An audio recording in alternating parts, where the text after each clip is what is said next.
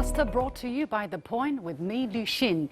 In this series, I dissect stories that are making headlines around the world and talk to my guests to compensate for the missing pieces of the puzzle. So join us in real time by sending us your comments or questions via the CGTN page on Twitter, Facebook, YouTube or Weibo. If you're watching this live on the CGTN application, email me at thepointwithalex@cgtn.com.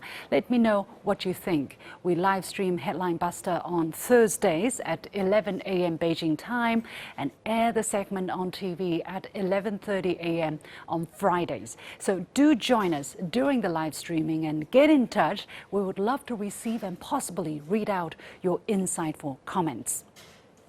Gambia in West Africa has a subtropical climate, and no Gambian has ever competed in the Winter Olympic Games. But Amadou Krubali wants to change that.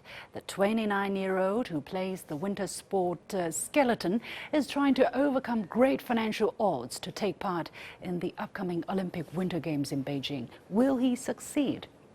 Clearly, my focus today is Beijing 2022. With less than 70 days to go before it opens, sports media around the world have been bringing us amazing stories that we might not have known otherwise. Besides Amadou, there are many eye-opening others. Like ESPN's Beijing 2022, Benjamin Alexander aims to become Jamaica's first alpine skier at Winter Olympics. And Eurosport's stunning report on Craig Rutherford, the British track and field athlete who won gold at the London Summer Olympic Games in 2012 and is now eyeing another gold at Beijing 2022 in bobsleigh. But what's the general media tone? Before I look into that, let's check out what to expect at Beijing 2022 to be held from February the 4th to 20th. 3,000 athletes will compete in 109 events in 3 zones, namely Central Beijing, Yanqing, a mountainous suburb of the capital, and Zhangjiakou, a city northwest to Beijing. 3 Olympic villages set to open late January will provide full-time service during the Games.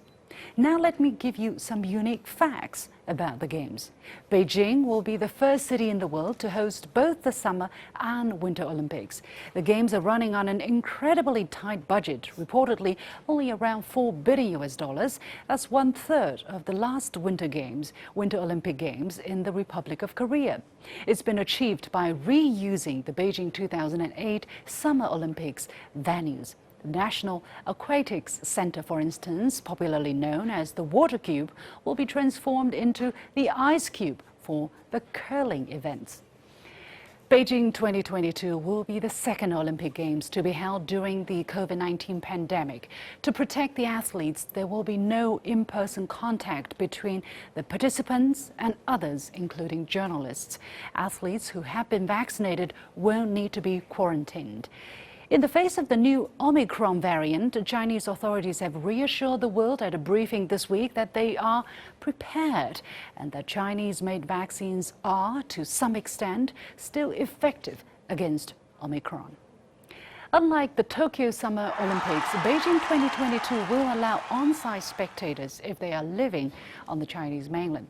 So you can expect lots of changes and innovations to make these games fantastic as ever. However, one thing seems to remain the same: the foreign media's overall narrative. When China hosted the 2008 Olympics, the mainstream media drummed up a stream of negative themes. The Pew Research Center did a special analysis of the American media's coverage of the 2008 Beijing Olympic Games and China in general in the week leading up to the Games. It was shown that the top theme of the week was the elaborate opening ceremony and preparations for the Games. This included how China was preparing for a large influx of tourists and Beijing's makeover for the Games. Then came what the media saw as China's human rights problems, followed by security and environmental concerns and the effect on athletes. Together, those storylines make up 60% of the Olympic and China coverage. And today, the media are showing very similar patterns in trying to tarnish Beijing 2022. For instance, we had a wave of headlines that projected the Winter Games as a struggle for freedom by foreign journalists hindered in their Olympic reporting. Remarkably, these reports were all based on one source, a group calling itself the Foreign Correspondents Club of China. It complained on social media about being denied attendance at routine events and prevented from visiting sports venues. Is that the case? Not according to this BBC report filed from Chengli, one of the venues.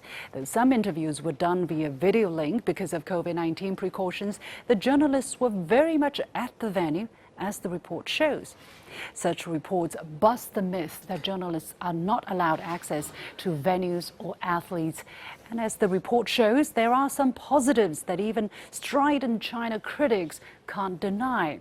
Despite the political and human rights heat being placed on Beijing, the reporter writes, the volunteers, the staff, and many ordinary Chinese citizens really want these games to be a success.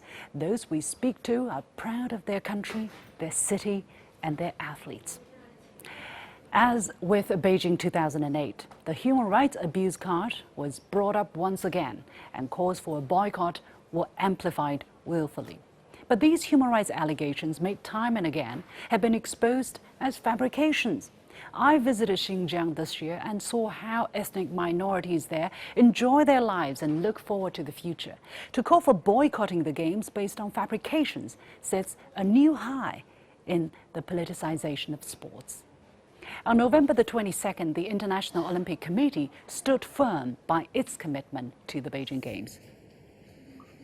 Beijing will make history as the first city ever to host both the summer and winter editions of the Olympic Games.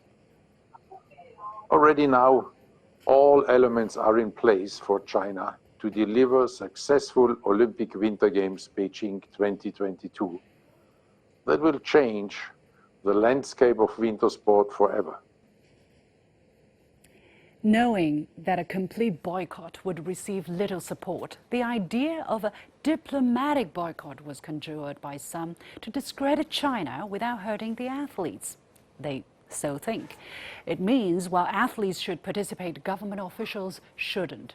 Now, despite governments around the world voicing support for the Games, some media have been beating the drum for the so-called diplomatic boycott. The latest wave followed the virtual meeting between Chinese President Xi Jinping and US President Joe Biden last month. Perhaps not happy with the signs of positivity which emerged from the meeting, a US columnist speculated in an opinion piece a day later that Biden is considering diplomatically boycotting the Games, citing insider knowledge. That opinion piece, remember it was just an opinion, unconfirmed and uncorroborated, was immediately picked up by Reuters as a one-sentence news brief and sent around the world. There was nothing more in the brief, but that a columnist, a US columnist, had said that the Biden administration is soon to announce a diplomatic boycott. Beware, this is the same columnist who claimed that China pocketed US taxpayers' money. How? That US taxpayers' money is being used by the UN to buy vaccines produced by China simply because the US donates to the UN. US officials in charge of the matter explicitly denied such claims to this columnist. You see, these people know very well how to play the game, that timing is the key. When everyone was talking about what the Xi-Biden meeting had achieved, here was this bombshell story grabbing the spotlight. What will Biden decide days later? Who cares? This is just a glimpse of how media is savvy in setting the agenda. The attempt to create a momentum for disrupting the Games and shaming China, no matter that people around the world, including children, are looking up and forward to the Games. But these attempts are making little headways. As Beijing 2008 turned out to be a great memory for everyone, Beijing 2022 will also make history, to quote Thomas Bach. And more countries and organizations are voicing support for the Games, including the G20, India, Japan, and the list will grow. Those seeking to sabotage the Games should be reminded of a celebration held recently in Houston, Texas, the United States. November the 23rd was the 50th anniversary of the American table tennis team's visit to China in 1971 to play the first matches which broke ice in bilateral ties. and it became known as ping pong diplomacy, promoting people-to-people contact and friendship through sports. That is the power of sports, and it will endure, no matter how some people try to tear it down.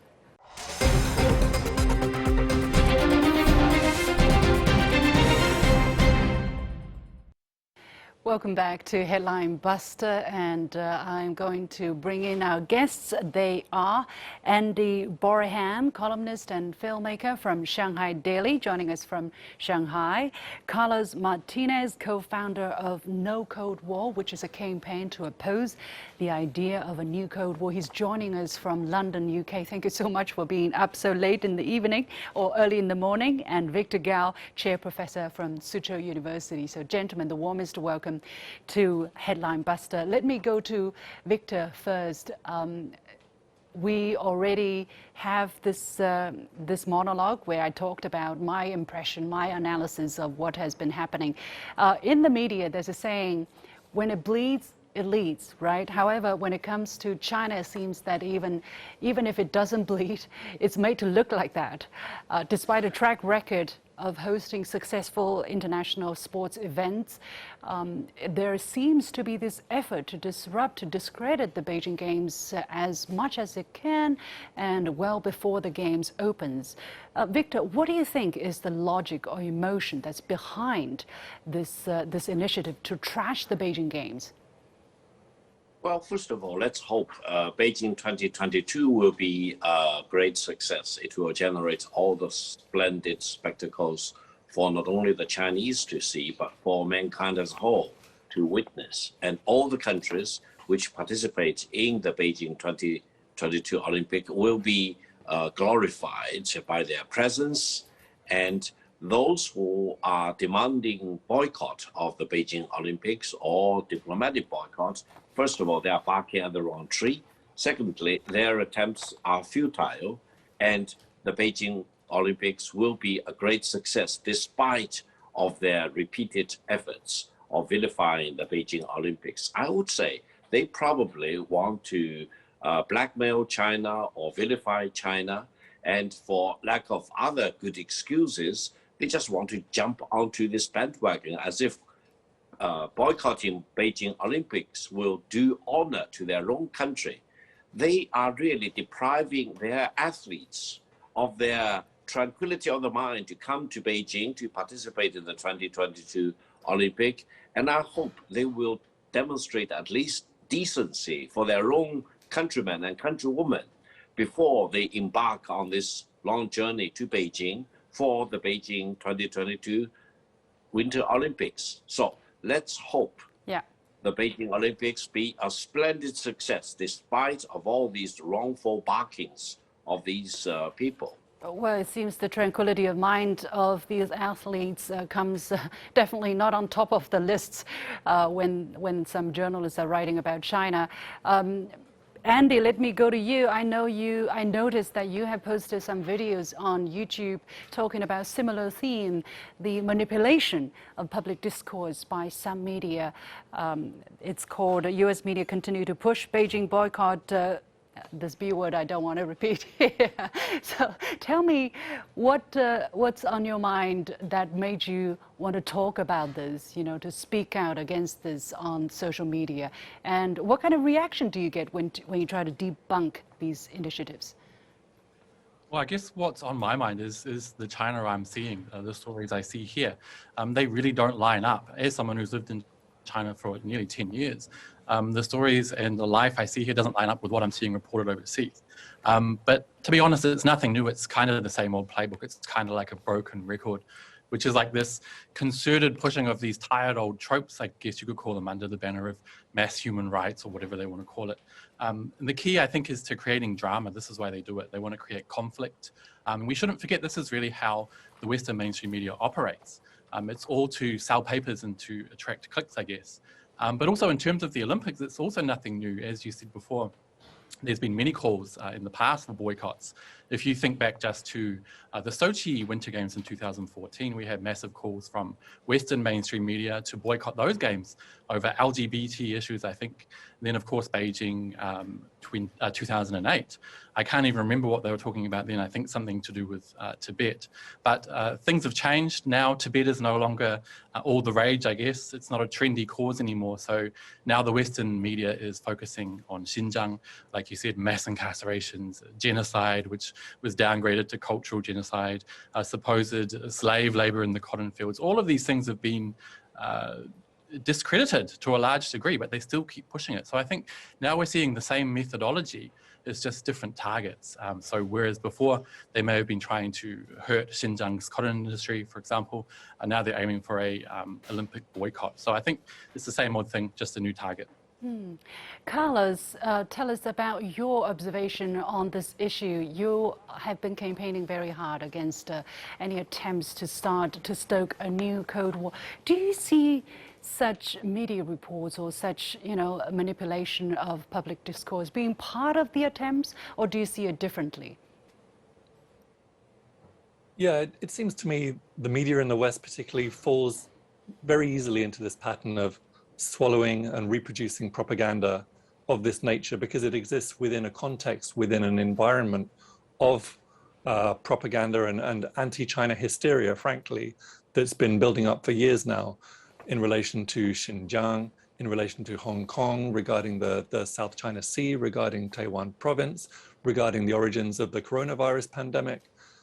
The propaganda has reached a stage where China bashing has become sort of a matter of routine. We in the West, we blame China for everything, for COVID, for unemployment in the American Midwest, for slow economic growth. It's sort of taken for granted that this idea of an Olympic boycott would be legitimate, would be justified. A few people are arguing against it on the basis of, well, it's inconsistent with the Olympic spirit and so on. And fair enough, it is inconsistent with the Olympic spirit, which is supposed to be about building common understanding through sport. But nobody's talking about, well, does China deserve to be boycotted? Has China really committed these human rights abuses that it's accused of? Does it need to be punished? China has already been subjected to trial by media and has been pronounced guilty on that basis. The irony being that, we're talking about countries, the US, Britain, Canada, Australia, and so on, that consider themselves to be advanced democracies that adhere to the rule of law. Well, a basic principle of the rule of law is that the accused party is innocent until proven guilty.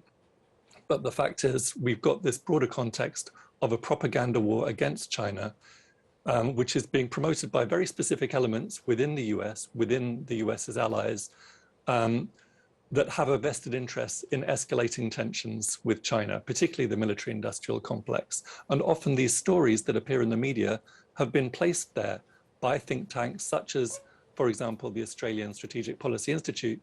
And so it's actually no coincidence. Which is funded by US governmental money as well. That's right. It's funded by the US Department for Defense, the Australian Department for Defense, and Lockheed Martin, and Boeing, and a number of other arms companies. Indeed, there seems to be a very deep undercurrent behind all of the surface that we're seeing. But Victor, coming back to you, this is very depressing almost when you read the story, because any influential paper and influential website that you open up, often you see negativity. What is that loss here? What is the readers being denied when an important event is being prepared and being organized? What is the consequence of such, distorted narrative? Well, I would say such China bashing and China vilification campaign by some of the media agencies in the West deprive their readership of their right to know the truth, of know what China is really about. And they really confuse the situation on the ground, and they deprive their readership of their right to really know what China is really about. Now, the consequences is that these reports are actually serving as poisons, because they poison the mind of their people who read these reports or watch these reports, and then they also poison the minds of some of their decision makers in their country. And they contribute in a profound way to this deterioration of relations of these countries against China, and they stoke up fear for Cold War. Now, on the other hand, I think China adopts a very straightforward attitude. That is, China wants to use the practice as the true litmus test of truth. So China does not fear such negative reports, because I think eventually the truth stands out. If you talk about no human rights protection in China, I would say China's tremendous transformation cannot take place without due protection of human rights. And we also believe China's rapid economic development cannot be a reality if we do not promote democracies or democratic rights of the people. So I think those sophisticated readers will know that these Western media reports are wrong, and they have a purpose, and they are barking at the wrong tree. Eventually, they turn their own people into victims because they do not know the realities and the truth in China, which is such an important factor in the world of today. Andy, let me go to you. You have spent 10 years in China. You have traveled extensively, I believe. What do you see is the missing link here? Because if you read the reports, you know, it's often focused on who's being invited, who's not being invited, who is considering diplomatic, who's not considering diplomatic. It seems that it has become a fact that there is human rights, there is the human rights abuse that Western countries are accusing of China. It seems that that has become something that is an accepted foundation to draft government policies. What do you know that has to be said here? Well, I just feel like, I mean, obviously at the moment it's not possible with COVID-19 and travel, but one of the main things people could do is actually come to China and visit these places themselves to see that what they're being told doesn't actually line up with what's being said online. I think the problem is at the moment we live in kind of echo chambers online. So what happens is we're fed information that we already believe in, which isn't helpful at all. So I think with the way media is run today as well, we're not getting a diversity of content, we're not getting a diversity of information. And a lot of it is run, as I said before, a lot of media consumption is done through online. So it's being run by algorithms. I mean, if you like cats, you're only going to see cats online, you're not going to see dogs. So I think with mainstream media, the more people that are telling these lies, the more people will believe it. And if you can get more people to tell the lie, it becomes kind of a fact. So I feel like there's definitely a lack of diversity of thought. And I think we need to work to reach people with Chinese stories that don't necessarily agree. And one of those ways would be traveling and coming here, but of course that's not. It's difficult right at this moment, right. Carlos, what is your suggestion that people can do, or this kind of supremacy or dominance by one ideologically driven narrative can be busted? Because right now we have the divide, the gap of understanding already between the two sides, and then you have the social media reinforcing, through the echo chamber effect. Do you think the dominance of Western narrative will hold in this age? What can be do to be busted, to bust it? Well, I think people in the West have a responsibility to make certain demands of their government, certain demands of their media. People live in so-called democratic countries, and they should demand basic democratic rights. One of them is, let China put its case in relation to these accusations. We've taken these handful of reports written by people like Adrian Zenz or the New Lines Institute or the Australian Strategic Policy Institute, which are individuals and organizations that have got a known and strong anti-China bias, and their reports have got serious and obvious methodological errors. But they've been taken up by the Western media, by Western politicians, and treated as if they're some sort of sacred religious texts. Let China put its case. China can make some very simple statements of facts. China stands accused of genocide, and yet the Uyghur population has grown by 25% in the last decade. China's accused of cultural genocide, of trying to wipe out Uyghur culture and restrict freedom of worship. But there are 25,000 mosques in Xinjiang, one of the highest rates of mosques per Muslim population anywhere in the world. They can see reports, including from your program, where ambassadors from Pakistan, from Palestine, from Iran and other countries have reported visiting Xinjiang and seeing with their own eyes, witnessing freedom of worship. So, I think people who consider themselves to live in democratic countries should exert their democratic right to be presented with the truth, with the facts. Okay, let's read out some comments from our netizens and try to react to them. So from this viewer, it's really pathetic that they have to use all lies to attack China. The world must be fools to believe them. Really most shameful that they have become so dishonorable. Okay, this is one comment that one of the comments that we have received. Victor, let me go back to you. So, is it all doom and gloom? Do we have enough to look forward to? I mean, as I said, Beijing Olympics is not all about these bad stories, negative reports. A lot of people have worked so hard for it, right?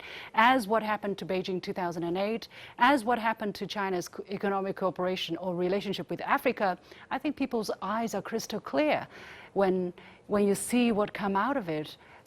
What is your hope? Well, first of all, I'm an optimist by the bottom of my heart. And philosophically speaking, China bashing and China vilification does not solve the problems of these Western countries.